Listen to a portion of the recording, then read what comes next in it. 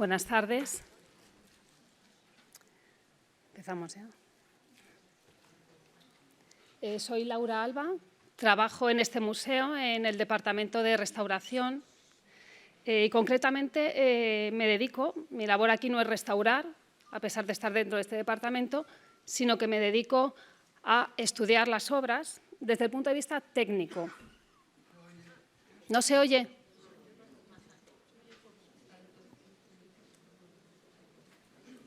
¿Ahora? ¿Ahora se oye mejor? A ver, ¿ahora? ¿Sí? Me voy a levantar el tono también, a ver si así. Pues como les decía, trabajo en el Departamento de Restauración del Museo del Prado, pero no me dedico a restaurar las obras, mi labor aquí es distinta. Trabajo en el estudio técnico de las obras que conserva el museo. Me dedico a analizar los materiales y los procedimientos que han empleado los pintores, los artistas, para realizar sus obras. Y las estudiamos no solo para su restauración, para apoyar a nuestros colegas de los talleres a la hora de intervenir una obra, sino también para ampliar el conocimiento que se tiene de ellas, para saber más de las obras que alberga el museo. Esta tarde les voy a hablar, en concreto, de una de las grandes obras maestras que nos ha dejado la historia del arte. La obra que tienen en pantalla, El descendimiento, de Roger van der Weyden, que fue pintado hace casi 600 años y que tenemos la suerte de conservar en este museo. En concreto, les propongo aproximarnos a esta obra desde mi ámbito de trabajo, desde el campo técnico. Y no solo les voy a hablar de esta magnífica tabla, sino también de las extraordinarias copias de época que se conservan de ella. Copias que fueron realizadas un siglo después de que la tabla fuera pintada. La documentación técnica siempre resulta relevante, pero ¿por qué es tan importante en el caso concreto de esta tabla? Lo es porque tanto de ella como de sus copias se conservan pocas referencias históricas que, además de escasas, son confusas en ocasiones. Por este motivo, la información que aportan los procedimientos, los materiales empleados, tanto por Roger van der Weyden como por los artistas que copiaron su obra, nos va a permitir conocer mejor estas pinturas y nos puede ayudar a reconstruir la procedencia del original y a conocer por qué estas copias son únicas. Pero antes de presentar la documentación técnica, me gustaría hacer, aunque es ampliamente conocido, una breve introducción de los datos históricos y artísticos que se conocen del pintor y de esta obra en concreto. Roger van der Weyden, pintor flamenco, comienza su carrera en el primer tercio del siglo XV en la ciudad belga de Tournai y lo hace de la mano de otro pintor, el maestro de Flemal, también conocido como Robert Campin. En su taller de Tournai trabaja entre 1427 y 1432. En la diapositiva pueden ver algunas de las obras atribuidas a este artista, al maestro de Flemal, y que conserva el Museo del Prado. Y al observarlas, se aprecia que Roger, además de adoptar muchos de los modelos compositivos de su maestro, debió aprender de él la importancia de la perspectiva y de la representación de las sombras. Les muestro este detalle de la tabla de Santa Bárbara, que es una de las obras que les decía que pueden ver en las salas del museo. Y observando la imagen parece razonable pensar que Roger adoptara también de su maestro el gusto por el volumen tridimensional y por la rotundidad expresiva. En estos dos detalles también, de esta misma tabla, se ve el interés de Flemal por reproducir la realidad que le rodea, en este caso por imitar las calidades de los materiales y de las sombras, así como el gusto por las formas escultóricas que estarán presentes en toda su producción.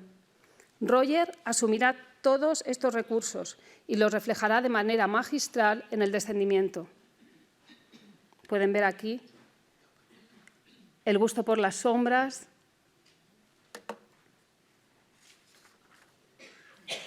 el estudio tan completo.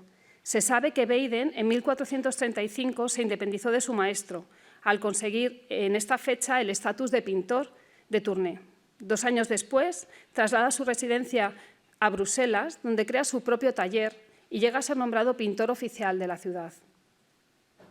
La escena del descendimiento se inspira en el pasaje que cita que José de Arimateo solicita a Poncio Pilato el cuerpo de Cristo para enterrarlo, envolviéndolo en un paño de lino. Aunque en esta escena no se describe en el Nuevo Evangelio, ha sido ampliamente representada en la historia del arte y en muchas ocasiones ha sustituido en lugares de culto incluso a la escena de la crucifixión, al resultar esta comparativamente más atrayente. En el caso concreto del diseño de esta obra hay dos aspectos que lo hacen especialmente interesante. Por un lado, su disposición a modo de conjunto escultórico y por otro, la relación que se establece entre la Virgen y Cristo. En cuanto a lo primero, mientras que en España en esta época, para decorar las iglesias, proliferaban los retablos, en los Países Bajos era habitual emplear en su lugar grupos escultóricos que se colocaban en las paredes principales de las capillas y altares. De esta manera, Van der Weyden pinta este descendimiento, inspirándose en la escultura y recreándolo como grupo escultórico. De ahí el tamaño natural de las figuras y su disposición lineal a modo de friso, sobre un fondo dorado imposible espacialmente. Además, recurre a tracerías pintadas en las esquinas, que posiblemente crearan una suerte de trampantojo con el marco original, que no se conserva en la actualidad, no es el que vemos en la sala hoy en día. En definitiva, esta escena pintada bien podría ser un grupo de esculturas policromadas colocadas en el nicho de la pared de una iglesia. Al margen de esta intención, el segundo aspecto compositivo destacable de la escena es el paralelismo que existe entre la disposición del cuerpo de Cristo muerto y el de la Virgen desmayada, ambos aparentemente sin vida, y casi más ella si nos atenemos al tono de la piel del rostro. Esta composición, además de ser novedosa para la época, resulta valiente y arriesgada, al crear un paralelismo entre el dolor de Cristo y el de su madre, en clara referencia a la tendencia teológica que había en aquel momento, la Compasio Mariae, que afirmaba que la Virgen padeció como suyos el sufrimiento y los dolores de la pasión y la muerte de su Hijo. De hecho, el cuadro se organiza en dos grupos. A la izquierda el grupo que asiste a la Virgen y a la derecha el que sostiene el cuerpo de Cristo. El personaje que sostiene el cuerpo de Cristo es Nicodemo, doctor de la ley judía, mientras que José de Arimatea, con ricas vestiduras, es el que sujeta sus piernas. San Juan Evangelista se sitúa a la izquierda, vestido de rojo, y María Magdalena cierra la composición por la derecha. Y aparece ricamente vestida y con un escote que alude a su vida pecadora. Finalmente, en el suelo hay pintada una calavera que remite al monte del Calvario, o monte Gólgota, que significa calavera en arameo, donde, según la tradición judio-cristiana, fue enterrada la calavera de Adán, y la planta que crece junto a ella anuncia la resurrección de Cristo. Roger van der Weyden no firmaba sus obras, como por lo general tampoco hacían sus contemporáneos. A pesar de ello, se reconoce sin lugar a dudas la autoría del descendimiento gracias a la documentación de época que se conserva. De hecho, el descendimiento es una de las pocas obras que los especialistas además reducen a 3, que se sabe con certeza pintadas por Roger van der Weyden. Sabemos que el descendimiento fue encargado para la capilla del altar mayor de la iglesia de Nuestra Señora de Extramuros, en Lovaina, concretamente para la capilla fundada por el gremio de ballesteros, cuyo encargo inmortaliza el pintor al suspender de las arquerías de las esquinas una ballesta como símbolo de este gremio. Yo creo que todos la hemos buscado en la sala en algún momento. A pesar de la importancia de esta comisión, se desconoce la fecha exacta en la que fue ejecutado, debido a que no se conservan documentos referentes al encargo o a la instalación de la tabla en la iglesia. Si bien se sabe que la pintura debía estar terminada antes de 1443, año en el que se fecha la primera obra claramente inspirada en ella, el tríptico Edelher. Por otro lado, el estudio dendrocronológico indica que el tablero de madera de roble del Báltico, del descendimiento, no pudo fabricarse antes de 1435, lo que establece un periodo más preciso para la ejecución de esta pieza, que habría que situar entre 1435 y 1443. Roger debió, por tanto, haber pintado el descendimiento antes de cumplir los 44 años, posiblemente en la madurez de su carrera, pero sin que se conozcan obras tan ambiciosas y de tal envergadura como esta. Una vez colocado en la iglesia de Lovaina, permaneció en ella durante aproximadamente un siglo, hasta que María de Hungría hermana de Carlos V y gobernadora de los Países Bajos, logró adquirirla. Cuenta Molanus, profesor de teología y rector de la Universidad de Lovaina, en su obra Historia de Lovaina, escrita en 1570, es decir, contemporáneo prácticamente a los hechos y, por tanto, una fuente fiable, que a cambio del cuadro la gobernadora tuvo que entregar a la Iglesia 500 florines, un órgano y, lo que es más interesante para nosotros hoy, una copia que sustituiría al original hecha por el artista flamenco Michael Coxey, pintor oficial de María de Hungría y que gozaba de gran fama en aquellos años, uno de los mejores pintores del momento. Tras la compra, el descendimiento fue trasladado desde Lovaina, desde la iglesia, al sur de Bélgica, cerca de la frontera con Francia, concretamente al castillo de Binch, que era el castillo era la residencia de la gobernadora María de Hungría. Allí lo vio en 1549 Felipe II, cuando todavía era príncipe, durante un viaje que realizó con su padre Carlos V a los Países Bajos. Este viaje, afortunadamente, fue relatado por dos cronistas, Calvete de Estela y Vicente Álvarez. Ambos comentan la visita al castillo y alaban la calidad de la pintura, si bien el segundo arroja más información, no solo de este original, sino también ya de la copia de Coxey, que es la que se colocó en la capilla de Lovaina. Por el interés y la belleza de la cita, he querido transcribirla textualmente y dice: donde Su Majestad y Su Alteza y damas oyen misa, tenía un retablo del descendimiento de la cruz, que era la mejor pieza que había en la casa, y aún creo que en todo el mundo, porque vi en aquellas partes muchas y muy buenas pinturas, y ninguna del pincel llegaba a aquella de muy natural y devota, y de este parecer fueron todos los que la vieron. Aquel retablo dicen que ha más de 150 años que es hecho, y estaba en Lovaina, donde la reina lo mandó traer, y dejó allá un retrato de él cuasi tan bueno y muy bien sacado al natural y de muy buena mano, mas todavía le hacía mucha ventaja el propio. Este texto muestra cuán valorado era ya el descendimiento, que describe como la mejor obra del castillo de Binch, lugar que albergaba piezas de gran relevancia. Baste citar las magníficas furias de Tiziano de la sala principal del castillo, la galería de retratos o la colección de tapices que albergaba la gobernadora en aquel castillo.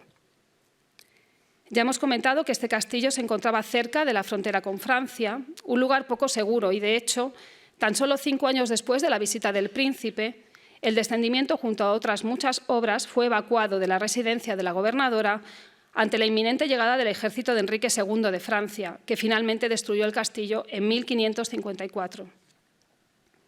Un año después, abdica Carlos V en favor de su hijo Felipe II y María de Hungría también lo hace de su cargo de gobernadora en los Países Bajos. Ambos, junto con su hermana Leonor, viajan a España en 1556 para instalarse definitivamente y retirarse de sus obligaciones de gobierno. Pero ¿qué pasa con la tabla del descendimiento, propiedad de la gobernadora y que estaba en aquel momento en Flandes? Se sabe que en este traslado María de Hungría, que era una gran coleccionista, viajó con su biblioteca personal y su colección de arte desde los Países Bajos hasta Guadalajara y más tarde a Valladolid. El traslado de sus pinturas, esculturas y tapices desde tan lejos no era en balde, ya que se sabe que proyectaba construir al sur de Pastrana un nuevo palacio que fuera recuerdo del destruido castillo de Binch y en el que sus obras podrían ser apreciadas. Sin embargo, este proyecto no llegó a término, ya que en 1558 la gobernadora muere en el Palacio de Cigales, haciéndose entonces inventario de sus bienes con el fin de darles destino. En este inventario, que se conserva en el Archivo General de Simancas, no aparece el descendimiento de Roger van der Weyden como cabría esperar, lo que deja de nuevo una pregunta abierta. ¿Cómo llega el cuadro desde los Países Bajos a España? ¿Lo envió María de Hungría, como se ha pensado, a su sobrino antes de su retiro a España? ¿O, como parece más probable, pudo viajar con la gobernadora hasta España y solo tras su muerte pasar a Felipe II? Pero no aparece citado en el reparto. En cualquier caso, es sabido de la admiración que tenía tanto la gobernadora como su sobrino Felipe II por este cuadro, y también del deseo de ambos de poseerlo, por lo que no es descabellado pensar que la gobernadora no lo cediera hasta después de su muerte. En cualquier caso, el cuadro pasó finalmente a ser propiedad de Felipe II, que lo colocó en el Palacio del Pardo, donde se menciona en el inventario de este real sitio en 1564, fecha muy temprana. 2 años después se traslada al monasterio del Escorial y a partir de este momento se conocen las diferentes ubicaciones que tuvo dentro del monasterio gracias a la correspondencia, descripciones e inventarios que se conservan.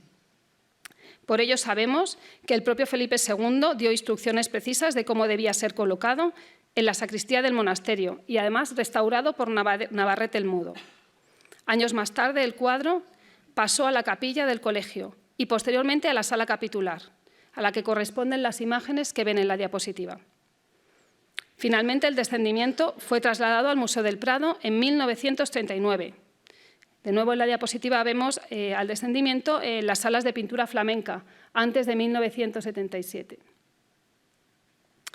Dejando a un lado la documentación histórica y centrándonos ya en la obra en sí, en la obra como objeto, me gustaría compartir con ustedes una pequeña anécdota que muestra la admiración que ha despertado esta obra desde que fue pintada y que todavía despierta en nuestra época, a pesar de lo lejana que nos pueda parecer ya desde nuestra perspectiva, pues tanto su temática como su estética. Cuando el Museo del Prado adquirió los equipos propios de radiografía y tuvo autonomía para estudiar las obras con esta técnica, la primera obra del museo que se radiografió fue esta. Fue el descendimiento de Roger van der Weyden, concretamente el 19 de mayo de 1979, hace ya 40 años. De todas las obras que posee el museo, no fueron las Meninas, no fueron las Majas de Goya, fue esta la primera obra estudiada y la primera que figura en el diario de la instalación radiactiva del Museo del Prado. Además, hace ya más de 35 años que también se pudo ver por primera vez su dibujo subyacente, aplicando en ellas los primeros estudios de reflectografía infrarroja que se hacían en el mundo. Y esta es su radiografía. Gracias a ella sabemos que el soporte está formado por 11 tablas verticales de madera de roble del Báltico, de muy buena calidad, de corte radial y un grosor de unos 2,2 centímetros. Y las tablas oscilan entre 21 y 26 centímetros, el ancho típico del roble del Báltico en Flandes. Además, en cada una de las juntas se han colocado 3 espigas de madera, 4 en las 2 juntas centrales, que tienen mayor longitud. Todo ello responde a una manufactura flamenca de muy buena calidad. Decirles que los procedimientos empleados en la construcción de un tablero de madera son de suma importancia para nosotros, para los especialistas que nos dedicamos al estudio técnico de las obras, ya que las prácticas empleadas van a ser en muchos casos características y propias de una escuela o región, y por tanto su presencia nos ayuda a identificar la procedencia de una obra. No se construyen de la misma manera los soportes en Flandes que en Italia o en España, e incluso dentro de España, en Valencia con respecto a Castilla o Andalucía. Es, por tanto, una información de gran utilidad para nosotros. En este caso, el uso de madera de roble del Báltico, el tipo de unión, el uso de espigas de madera o la disposición de los travesaños son característicos, como cabría esperar, y como hemos dicho, de la escuela flamenca a la que pertenece esta obra, y concretamente de las prácticas del siglo XV. En la actualidad, en el reverso del soporte se aprecian 2 travesaños horizontales que fueron colocados durante una intervención de restauración, no son originales, pero podemos verlos aquí. Y también vemos, se aprecian unos lazos colocados también en las juntas que tampoco serían originales.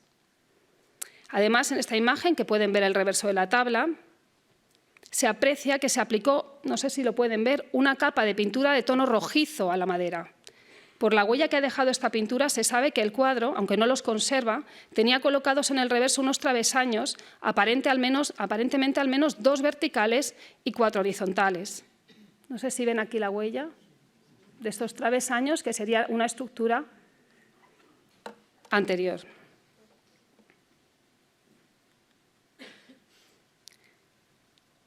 En este detalle de la radiografía podemos ver también la unión vertical de las tablas y las espigas que se unen y la alta calidad de la madera. Esta sería la unión de juntas, señalada con la flecha, y estas serían las espigas, la caja y la espiga que une las tablas. Una vez fabricado el soporte de madera y unidas las tablas, se aplicó una capa de aparejo, también típicamente flamenco, compuesto por carbonato cálcico, lo que denominamos nosotros creta. y sobre esta capa blanca ya se trazó el dibujo a pincel y con pigmento negro carbón. Una vez terminada la fase de dibujo, se extendió sobre este y sobre toda la superficie una nueva capa de imprimación al óleo, muy fina y translúcida, que dejaba entrever ese dibujo y de tono anaranjado, el llamado color carne que también empleó Van Eyck en sus obras. Este es un detalle de la reflectografía y en la diapositiva se puede ver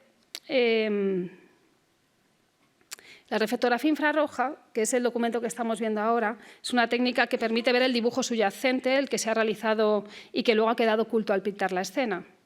En cuanto al diseño de la composición en concreto del descendimiento, hay que decir que está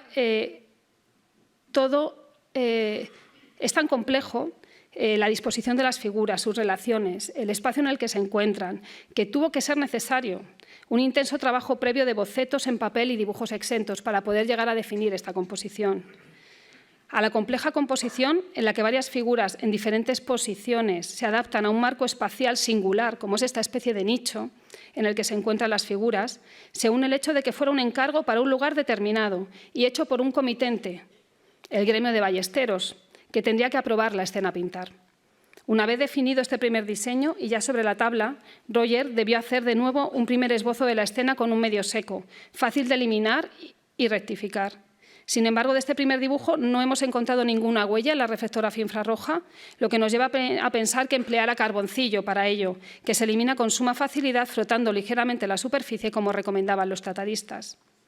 Lo que sí muestra la radiografía es que, tras este primer encaje, comenzó a dibujar con trazo suelto y seguro y con pigmento negro carbón aplicado a pincel.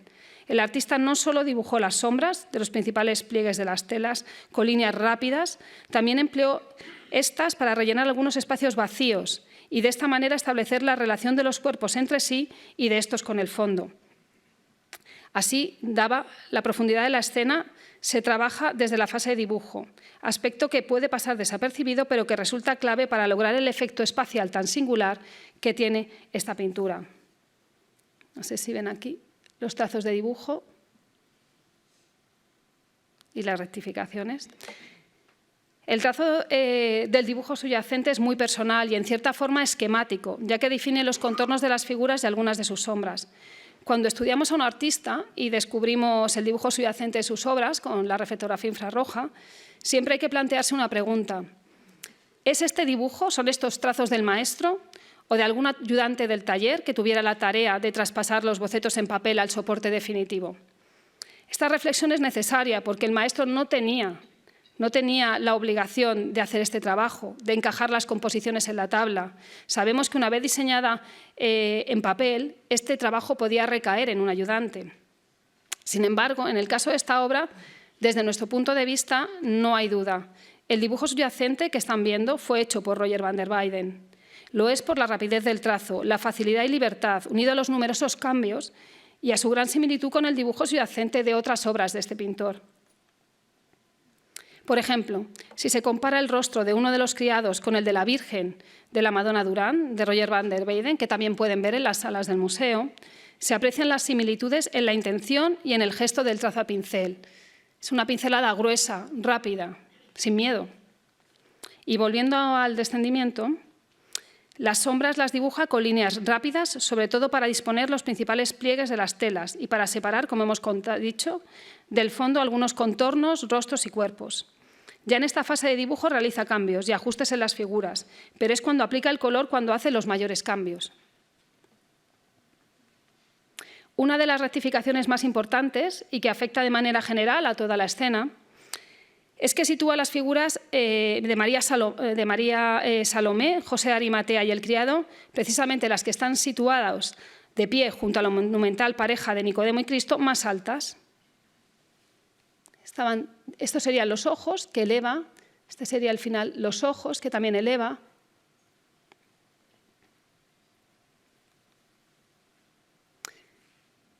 Las figuras estarían, por tanto, a esta altura, al lado de esta monumental figura, este grupo. Es probable que al dibujar la pareja principal, formada por Nicodemo y Cristo, en los paneles centrales, Roger viera que contaba con más espacio y que podíamos darle a estos una mayor altura. Al elevar estas dos figuras se vio obligado a subir el resto de los personajes, que quedarían demasiado bajos en el conjunto. Además de este cambio general, se observan numerosas correcciones, hasta el punto de que desde el dibujo inicial hasta la escena que vemos hoy en día, todas las figuras han sido corregidas y mejoradas. Únicamente algunos elementos como la calavera, la vegetación o las arquerías de las esquinas carecen de dibujo subyacente, por lo que podrían haber sido encajados y pintados directamente en la fase de pintura. En la diapositiva vemos que la mano de la Virgen cambia no solo la perspectiva, sino también la postura, más abierta, que estaban los dedos.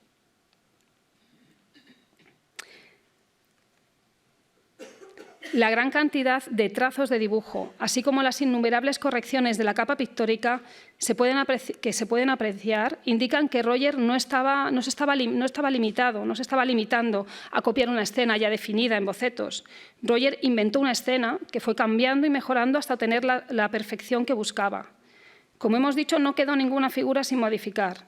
El trazo rápido y suelto del dibujo subyacente puede engañar a primera vista, pero el estudio profundo de la reflectografía indica que esta escena no es fruto de un arrebato, de un instante de genialidad, sino el trabajo de corrección y tenacidad de un perfeccionista.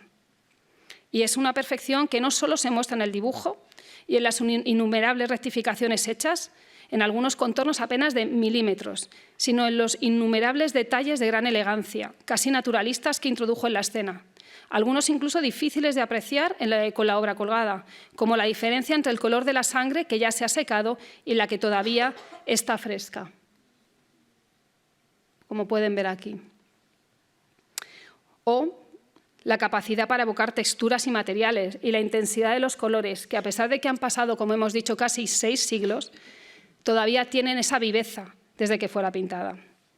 La calidad y el cuidado puesto en esta obra, desde el soporte de madera hasta las últimas capas de pintura, es máximo. Por ello, no resulta sorprendente que desde que fuera pintada esta obra haya generado pasiones y que aparezca descrita en numerosos inventarios y crónicas antiguas. Estas pasiones han despertado además la ambición de poseerla, como la de María de Hungría o la de su sobrino Felipe II.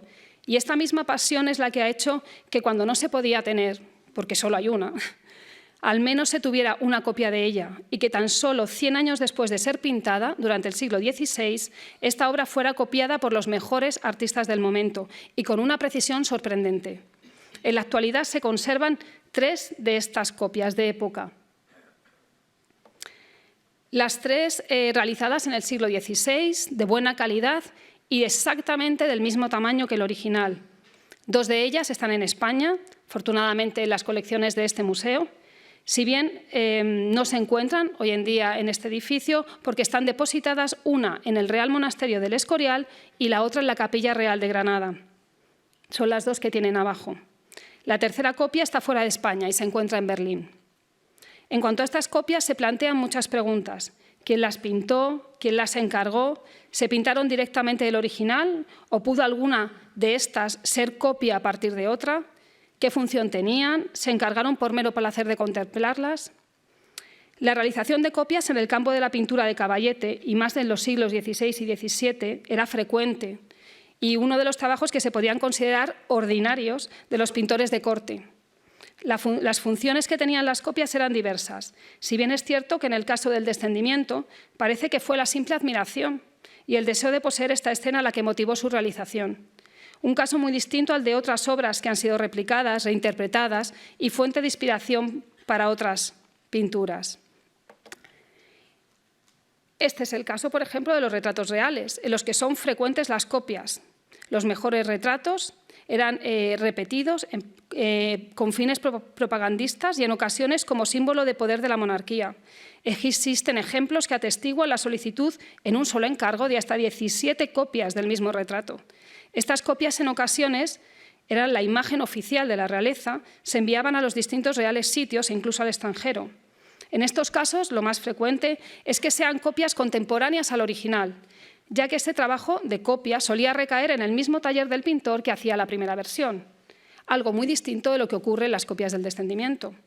Lo mismo sucede con copias de retratos religiosos destinados a decorar distintas estancias eclesiásticas o a perpetuar la imagen de un retratado, como es el caso de Sor Jerónima de la Fuente.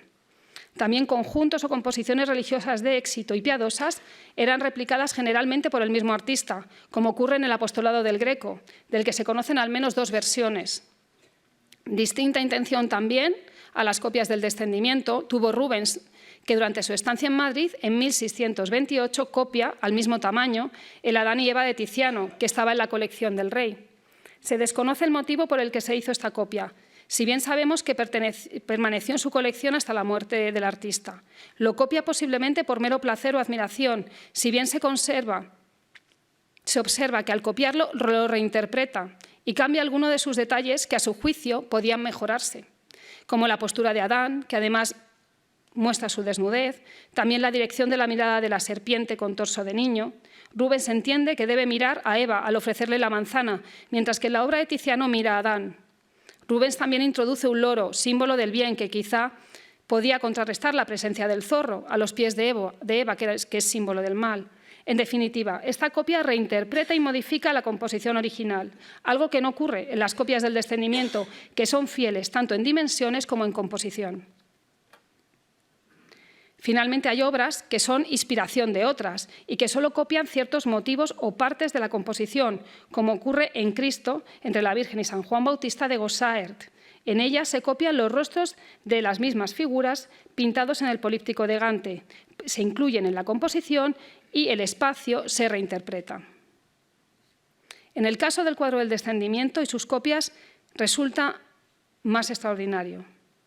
Son copias exactas del original, con 100 años después, con una moda, iconografía e incluso con unos materiales ya algo desfasados. Baste decir que cuando estas tres copias se hacen sobre un soporte de madera en el siglo XVI ya era frecuente usar el lienzo. Sin embargo, el copista utiliza el mismo soporte de madera que tiene el original. Michael Coxey, uno de los artistas que copia una de estas obras, pintaba sobre lienzo. Casi toda su producción está sobre lienzo y, sin embargo, recurre a la tabla para hacer su copia. El caso de la escena del Descendimiento es por hacerles un paralelismo como si de las Meninas de Velázquez se hubieran hecho, por el mero placer de contemplarlas o de poseerlas, tres copias exactas en tamaño, composición, un siglo después de ser pintadas. Las referencias documentales que se conservan en torno a estas copias son escasas y entrañan ciertas dificultades para ser interpretadas. Si bien hoy en día se acepta que la copia que tienen en la parte superior, la de Berlín, fue encargada por María de Hungría para sustituir al Descendimiento, el original de Van der Weyden, en la capilla de los Ballesteros. No sé si recuerdan que hemos comentado que María de Hungría tuvo que ceder 500 florines, un órgano y una copia hecha por Michael Coxey. Pues se piensa que es esta, la que tenemos en la parte superior y que se conserva hoy en día en Berlín.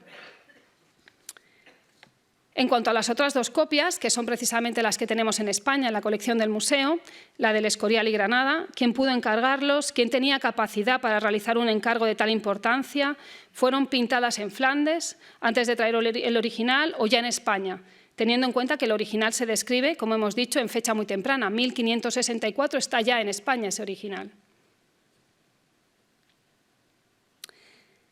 Como hemos dicho, la copia alemana fue adquirida por la Pinacoteca de la Gemäldegalerie Galerie en 1830 y se relaciona con la encargada por María de Hungría al pintor Michael Coxey para sustituir el original.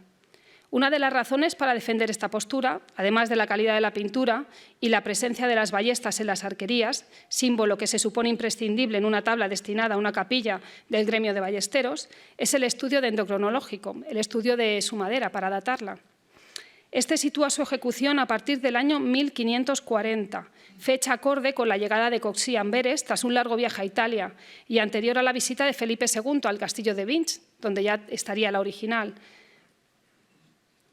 La del Escorial, que sería la segunda que tienen en línea, hay quien piensa que es la que se encuentra en el monasterio del Escorial y que pudo ser encargada por Felipe II en 1549, durante la visita al castillo de Vinch. Lo que explicaría el que carezca de las citadas ballestas en las arquerías. Esta copia no tiene las ballestas en las esquinas. Sin embargo, no hay prueba de ello, ya que no se conocen noticias hasta el momento de este importante encargo del posible traslado de los Países Bajos o su llegada a España. Lo que sí parece más razonable es que esta copia pueda ser la mencionada por Argote Molina en 1582, situada ya en el Palacio del Pardo.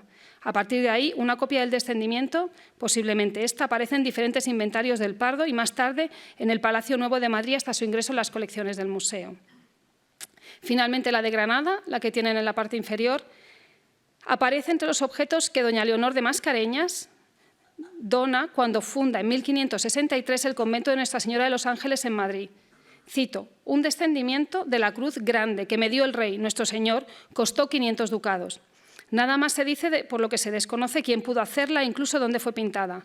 Pero el hecho de que doña Leonor detalle el precio que se pagó para hacerla o adquirirla indica cierta cercanía con el hecho. Esta copia permaneció en el convento hasta el siglo XIX, cuando la demolición del edificio obligó a trasladarla a la Academia de Bellas Artes de San Fernando y de ahí pasa al Museo de la Trinidad y de este a este museo. En la actualidad, como he comentado, está depositada en Granada. En cuanto a estas dos últimas copias, Escorial y Granada, precisamente las que tenemos aquí en España, la documentación histórica que se conserva es escasa y confusa, lo que hace más difícil el acuerdo unánime entre los especialistas. Esta escasez de referencias documentales que permitan entender quién encargó y por qué razones la realización de estas dos copias hace que el estudio de la obra en sí, el estudio técnico, el que realizamos aquí nosotros, el de sus materiales y procedimientos, adquiera una gran importancia. Si bien antes de mostrarles la documentación técnica que se tiene de estas obras, quiero comentarles que entre la realización del original y estas copias antiguas habrían transcurrido más de 100 años, por lo que la técnica empleada en el original y las copias es comparable, pero solo en cierta medida, porque los reproducistas pueden copiar todo aquello que ven, pero hay detalles, procedimientos internos que ya en el siglo XVI no se empleaban con respecto al XV. Como hemos comentado, la copia de Berlín ha sido recientemente identificada con la encargada por María de Hungría al pintor Michael Coxey, para sustituir el original. Y una de las razones para defender esta atribución, además de la calidad, es la presencia, como hemos dicho, de las ballestas en las arquerías, símbolo que se supone imprescindible, y además de ello, el estudio dendrocronológico. El dibujo subyacente de esta obra, la de Berlín, muestra el empleo de un medio seco, aplicado oscuro, un medio oscuro aplicado al seco, es decir, no hay huellas del empleo de pincel, como en el original. Este hecho unido a la ausencia de rectificaciones, la rigidez del trazo, no sé si ven aquí, estas líneas serían de dibujo, todas estas líneas que vemos por aquí. Pues hacen pensar que se trate de un calco hecho para traspasar la escena. El calco, junto con la cuadrícula y los compases de trazo y de proporción, eran un recurso común a todas las escuelas cuando se tenía que realizar una copia, por lo que era perfectamente previsible encontrar el empleo de este en esta copia. Coxey habría, por tanto, realizado un calco en papel directamente sobre el original de Roger van der Weyden, que luego habría transferido a un nuevo soporte para pintar su copia. La copia del Escorial, a diferencia del original y las otras dos copias, no tiene pintadas estamos en la del Escorial, no tiene pintadas las tracerías que identificaban al gremio comitente, por lo que se ha planteado que pudiera haber sido encargada por Felipe II, haciendo inadecuada que aparecieran estas ballestas ya en el encargo real del rey. Según esta propuesta, el aquel entonces príncipe le habría encargado una copia al pintor Michael Coxey. Le habría encargado durante su viaje a Flandes y después de haber visto el original en la colección de su tía, María de Hungría. Si bien hay especialistas que dudan de esta procedencia. Esta copia, la del Escorial, a diferencia del original y las otras dos copias, nunca había sido estudiada técnicamente. Así que recientemente nos hemos desplazado al monasterio del Escorial para observar la obra con detenimiento y hacer la radiografía, la reflectografía y el análisis de los materiales con la intención de ver la validez de la propuesta y su atribución al pintor Michael Coxey. Por la radiografía sabemos que el soporte tiene las mismas medidas que el original, pero a diferencia de este y de la otra copia que se conserva, las tablas que lo conforman tienen una disposición horizontal. Son un total de 8 tablas de roble del Báltico, de corte radial, y que no se encuentran puestas en vertical las tablas, sino en horizontal, con un ancho máximo de 2,60 centímetros, unas tablas extremadamente largas. Los listones horizontales y verticales colocados en el reverso a modo de cruceta no son originales, son fragmentos reutilizados, estos que vemos aquí. El despiece de la copia del Escorial para realizar el soporte es quizá más hábil que el del original, al economizar en el número de tablas a emplear, 8 horizontales frente a las 11 verticales del soporte de Roger van der Weyden. La buena factura de la construcción, así como la especie de madera, roble del Báltico, y el empleo del aparejo de creta para preparar el soporte, indican sin lugar a dudas que esta tabla fue construida y aparejada y, por tanto, pintada en Flandes. No pudo ser hecha en España.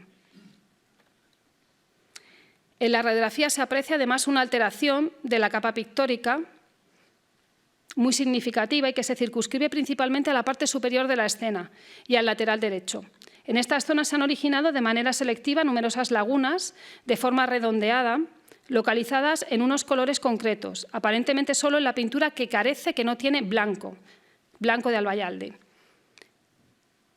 Este tipo de lagunas no se producen por el paso natural del tiempo, se relacionan generalmente con focos de calor intensos, como los gases calientes que se generan en un incendio y que tienden a ascender, lo que justifica su localización únicamente en la parte alta de la tabla.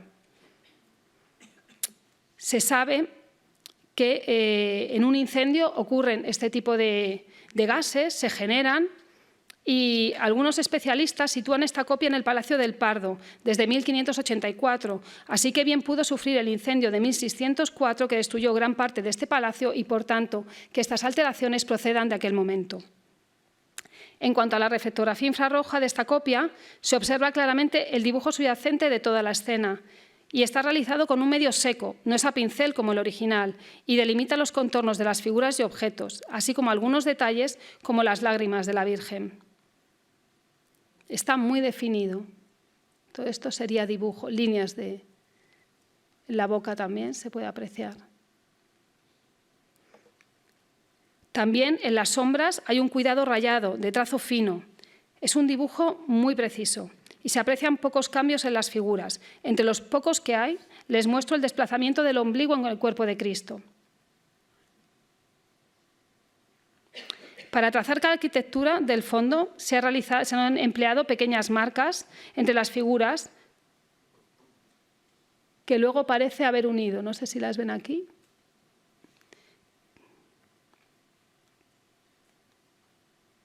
Como cabría deducir por la precisión del dibujo a la hora de situar cada uno de los elementos, así como las líneas angulosas de los pliegues de las telas, establece el uso de un calco. El estudio de la reflectografía infrarroja no solo nos permite ver ese dibujo inicial de cada uno de los elementos, sino que nos indica que se empleó ese calco, pero no de toda la obra. No se hizo un calco de toda la escena, sino que se hicieron calcos independientes para cada figura, incluso para cada grupo de figuras, con los que luego va a ir componiendo la escena. Este hecho se puede apreciar en las rectificaciones que hace cuando aplica la capa pictórica, ya que al componer esos grupos le fallan los espacios que se establecen entre ellos. Y muchas de las rectificaciones están orientadas a disimular estos fallos en los espacios generados entre las figuras. Por ejemplo, entre los pies de Nicodemo y José de Arimatea va a tener que subir el pie porque el espacio que se genera no es el mismo. Algo similar también ocurre con el espacio entre San Juan y María Salomé. De nuevo, para mantener la profundidad y los planos de la escena, este es el original, esta sería la reflectografía. Aquí no funcionan los espacios que se generan entre las figuras. También hay algún cambio de color, alguna rectificación de color, como la amplia manga del criado situado detrás de José de Arimatea, que en un principio por aquí por el borde se ve que la había pintado de azul y al observar el original tuvo que repintar encima de verde. Es muy probable que el artista que hiciera esta copia tuviera como modelo el original, ya que las rectificaciones de los espacios de las figuras y las de color son muy precisas. La ausencia de las ballestas, como hemos comentado, no sería un olvido, sino una eliminación intencionada y posiblemente relacionada con el hecho de que se trate, como hemos dicho, de un comitente diferente. También se ve que hay un diferente estilo pictórico entre la copia del Escorial y el original. Además, no sé si ven también cómo se desarrolla la barba en comparación con el original. A pesar del estado de conservación discreto, la calidad de esta copia que conservamos en el Escorial es magnífica, como pueden ver en este rostro. Y antes de terminar con la copia del Escorial, quería compararla con la copia de Berlín, atribuida a Michael Coxey, para poder determinar si podrían ser del mismo pintor, como se apuntan algunos especialistas. Ambas comparten muchos aspectos técnicos. Como ven, la disposición horizontal de los paneles, en la estructura, por tanto, el aparejo de creta, típicamente flamenco, una dendrocronología a partir de 1540. Y lo que es más, si se compara el dibujo subyacente de las dos copias, Berlín y el Escorial, parece razonable plantear que ambas hubieran sido transferidas incluso con el mismo calco, ya no solamente hechas por el mismo artista, sino que Michael Coxey utilizara el mismo calco para hacer las dos copias. No sé si ven los trazos de dibujo que se han empleado, coinciden. Las líneas de calco están situadas en los mismos sitios y de la misma manera. Resulta muy difícil pensar que artistas distintos hagan calcos idénticos sobre una copia ya pintada. Si una persona pone un calco para trazar, para copiar una obra, es muy difícil que dos personas copiemos exactamente lo mismo para luego poder replicarla. Cada uno marcará las líneas que presupone importantes para su realización. El grado de coincidencia de las líneas entre estas dos copias indica que tuvieron que usar el mismo calco. En nuestra opinión, aquí también lo pueden ver, incluso estas líneas del entrecejo se pueden ver en ambas copias. En nuestra opinión, desde el estudio técnico, desde nuestro campo, la copia del Escorial habría sido pintada en los Países Bajos, no en España, y habría sido hecha también por Michael Coxey, al igual que la de Berlín, y habría sido además hecha sobre los mismos años, 1540 o poco después. Habría sido pintada además directamente del original, que conservaba además María de Hungría y al que tendría acceso Michael Coxey, que era pintor oficial de la gobernadora. Es lógico pensar que Felipe II, durante su viaje, viera el original de su tía, demostrara su admiración por él y se buscara que Michael Coxey hiciera esa copia para enviarla a España. Y más aún sabiendo del gusto de Felipe II por la pintura flamenca y de que, además, el propio Felipe II encargó también una copia del Cordero Místico pintado por los hermanos Van Eyck. Felipe II, cuando visitó los Países Bajos, también vio esta obra y solicitó una copia también a Michael Coxey de este Políptico de Gante. Esta copia, desafortunadamente, ya no la conservamos en España, del Políptico de Gante. Por tanto, no es descabellado pensar que a este mismo copista, al que ya estaba encargando la copia del Políptico de Gante, le encargará también la copia de la obra que conservaba su tía. Copia del descendimiento que tuvo que llegar a España cuando Felipe II ya se encontraba aquí y la gobernadora todavía estaba en los Países Bajos. Por último, vamos a ver otra copia que se conserva en España, la última, concretamente hemos dicho en la Capilla Real de Granada. Como hemos comentado, esta obra no suscita controversia en cuanto a su procedencia, pero no ocurre lo mismo cuando se trata de su autoría. Se ha pensado tanto que pudiera ser una tercera copia de Coxey, como que sea de un pintor de corte español cercano al rey, e incluso no se tiene claro que se pintara para doña Leonor de Mascareñas. No se tiene, por tanto, certeza de su procedencia de escuela flamenca o española. El soporte, al igual que el original, y a diferencia de las otras dos copias de Coxey, sí que tiene las tablas en vertical. Tiene esas 11 tablas colocadas en vertical, hechas en roble del Báltico. Y tiene espigas en su interior. espigas de madera en cada junta. Es, por tanto, un soporte diferente al de las otras dos copias y muy parecido al original. Por tanto, habría que pensar que el copista está viendo el original. Además, presenta 2 travesaños encastrados a cola de Milano, aparentemente originales. Las dimensiones de la escena pintadas son muy cercanas a la original, si bien el soporte de madera es algo menor. Aún así, las similitudes con el original, en lo que al soporte se refiere, y al hecho de que tenga las ballestas pintadas en las arquerías, hace pensar, por tanto, que fue pintada, como les he comentado, a partir del original. En la radiografía de esta obra se muestra una imagen poco frecuente en la pintura flamenca o en la pintura española sobre tabla del siglo XV e incluso del XVI. La densidad radiográfica es muy baja. No se aprecia la escena pintada y la veta de la madera del soporte tiene mucho protagonismo. Apenas se puede ver la escena que ha pintado el artista. Estas imágenes en radiografía se producen cuando el aparejo, la capa de preparación que está en contacto con la madera, es muy absorbente a la radiación. En esta copia del descendimiento se ha prescindido del habitual aparejo al agua, ya sea de yeso en España o de creta en Flandes, y se ha sustituido en este caso por una gruesa capa de pintura al óleo, blanco de albayalde, mezclado con pequeñas cantidades de minio y negro carbón. Esta inusual preparación separa esta copia, la aleja, no solo del original de Roger van der Weyden y de la tradición flamenca, sino también de la copia del Escorial y Berlín.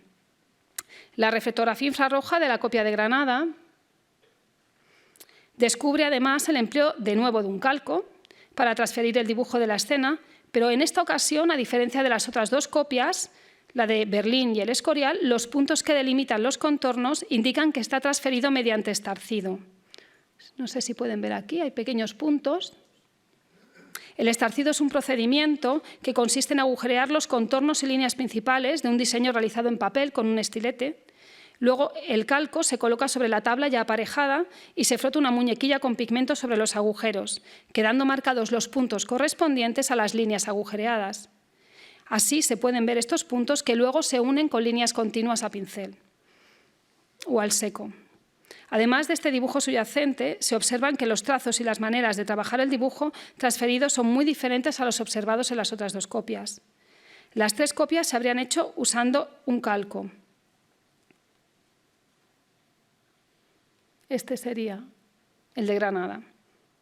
Las 3 copias se habrían hecho usando un calco, el mismo calco incluso para Berlín y el Escorial, que ambas atribuimos a Coxí. Mientras que la copia de Granada, el calco habría sido transferido por estarcido y sería otro calco distinto, otro artista. Y que por la capa de preparación ni siquiera hoy en día podemos tener certeza de que sea flamenco o español, con lo cual la cuestión queda abierta. En cuanto a la capa pictórica, la imagen general de las copias y el original ya indica que los pigmentos empleados, así como la manera de aplicarlos, es distinta. Baste comparar en las imágenes generales los rojos, los morados o los azules. En este último color, el azul del manto de la Virgen, hay una gran diferencia frente al carísimo pigmento empleado por van der Weyden. En las otras 2 copias ya se emplean pigmentos distintos, más asequibles, y que además han envejecido por la calidad de una manera muy diferente. Y ya para finalizar, decirles que pocas obras de pintura flamenca han despertado tanta admiración desde el mismo momento en el que fueron pintadas, como el Descendimiento de Roger van der Weyden. Desde el punto de vista técnico y artístico es una obra perfecta, perfecta en todos los aspectos, desde la invención de su composición, ese diseño, que mejora además rectificando el dibujo incansablemente, hasta la calidad de los materiales que emplea y el magistral trabajo del color. No es extraño que el deseo de poseer algo perfecto e inigualable hiciera que fuera copiada hasta en 3 ocasiones, apenas transcurridos un siglo, y además por los mejores pintores del momento. Muchas gracias a todos y espero haberles transmitido este interés que tenemos no solamente por el original, sino también por estas magníficas copias que conservamos en el museo. Muchas gracias a todos.